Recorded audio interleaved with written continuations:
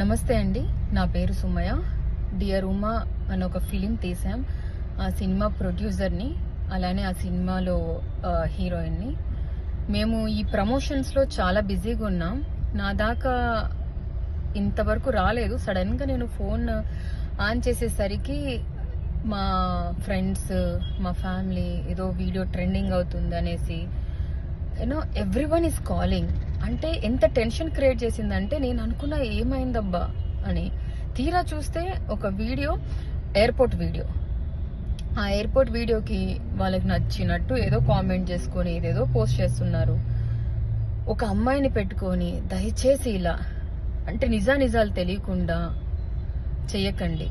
అంటే రాజకీయం చేయొచ్చు, కానీ ఒక అమ్మాయిని అడ్డం పెట్టుకొని రాజకీయం చేయకండి దయచేసి.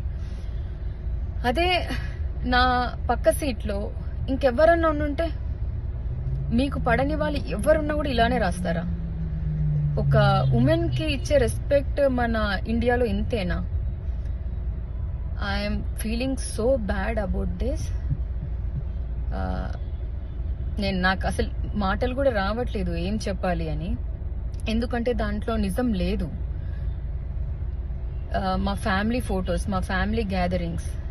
నేను అనంతపూర్ అమ్మాయినండి. ఆబ్వియస్లీ మాకు చుట్టరికం ఉంది, మాట్లాడుకుంటాం, ఇంటికి వెళ్ళడం, వాళ్ళు రావడం, మేము వెళ్ళడం జరుగుతూనే ఉంటుంది.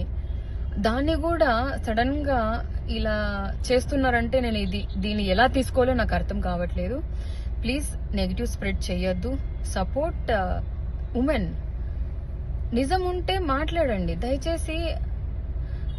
ఒక అమ్మాయిని ఇంత ఫోకస్ గా చేసి రాజకీయం చేస్తున్నారంటే నిజంగా do you feel this is correct?